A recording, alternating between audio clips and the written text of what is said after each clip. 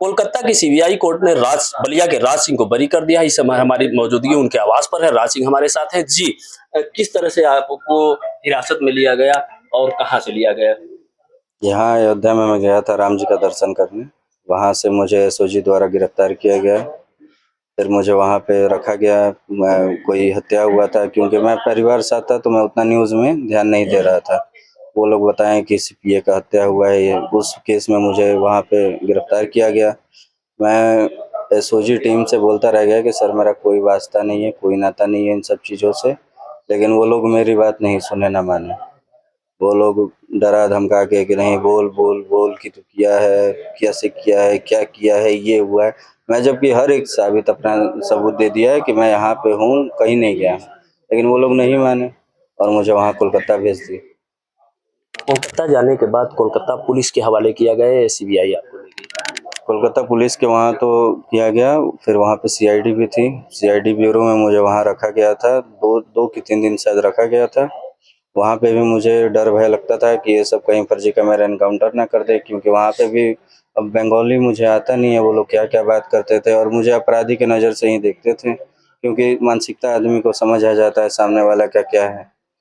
तो उससे मुझे वहाँ पे बहुत उन लोगों से डर भय था कि वो कहीं फर्जी का एनकाउंटर ना कर दें। लेकिन जब से सीबीआई आई, मुझे वहाँ पे दिलासा मिला कि राज अगर तुम गलत नहीं हो तो तुम्हारे साथ गलत नहीं होगा। तो सीबीआई कितने दिनों बाद आपके पास पहुंची? 3 दिन बाद सर मुझे यहाँ से वहाँ रखा ले गया गया, तो उसके बाद कोर्ट में रखा गया। फिर 1 दिन और रहे, उसके अगले दिन वहाँ से गए। सीबीआई द्वारा आपसे क्या पूछताछ किया गया? क्या एविडेंस आपके द्वारा दिया गया? सीबीआई ने मुझसे पूछा है कि तुम कहाँ कहाँ थे 6 तारीख को, तो मैं बता दिया कि सर मैं तो घर पे था, फिर शाम को 6 बजे अपने हॉस्पिटल पे गया था, हॉस्पिटल पे सीसीटीवी फुटेज में हूँ। फिर मैं गया हूँ मान्यवर में शॉपिंग किया हूँ, वहाँ पे सीसीटीवी फुटेज में हूँ। काला जोन में गया हूँ, काला जोन में सीसीटीवी फुटेज है। फिर ड्रेसलैंड करके मॉल है, वहाँ पे माल गोदाम के पास, उसमें से मैं 2800 कुछ रुपए का कुर्ता पैजामा खरीदा और यही सारा सबूत मैं वहाँ दे दिया। लेकिन इस बीच आपकी गिरफ्तारी, जैसे आपको हिरासत में पुलिस ने लिया, किस आधार पर लिया? क्या आपको लगता है कि क्या क्या गलतफहमी थी कुछ है या सर ये हम लोग के दुर्भाग्य है कि हम लोग इतने ऐसे गवर्नमेंट में हैं, बीजेपी के अच्छे गवर्नमेंट में हैं, लेकिन फिर भी प्रशासन का ही इतना बदतमीजी, गलतफहमी के चक्कर में मुझे उठा लिया गया।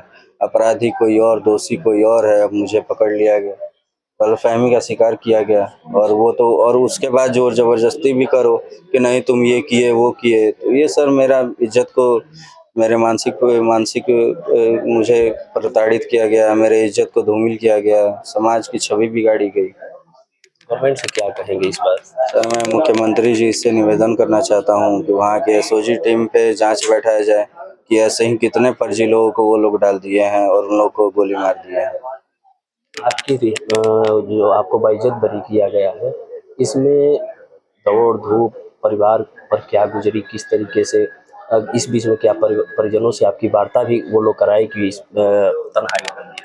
कोई बात नहीं हुआ सर, 10 दिन में कैसा मेरा कटा है मैं ही जानता हूँ।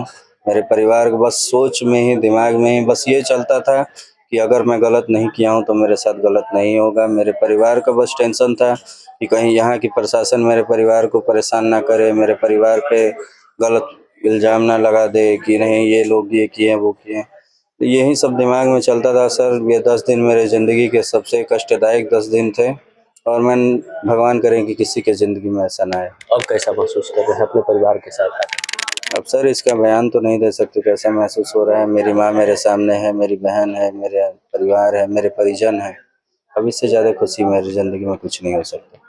चूँकि आप राजनीति में सक्रिय रहते हैं, हमेशा सोशल मीडिया प्रोफाइल भी आपका बताता है कि राजनीति में आप पूरे जिले के सक्रिय रहते हैं, तो फिर क्या राजनीति में ही होगा या ब्लॉक प्रमुखी वगैरह का आप चुनाव लड़ने का वो बैनर वगैरह डाले थे, तो अब किस प्रकार का वो रहेगा? सर ब्लॉक प्रमुखी का तो अब नहीं मैं करना चाहता। मैं जनता की सेवा करना चाहता हूँ। जनता मुझे मौका देगा, जैसा जनता का आदेश होगा मैं वैसा करूँगा।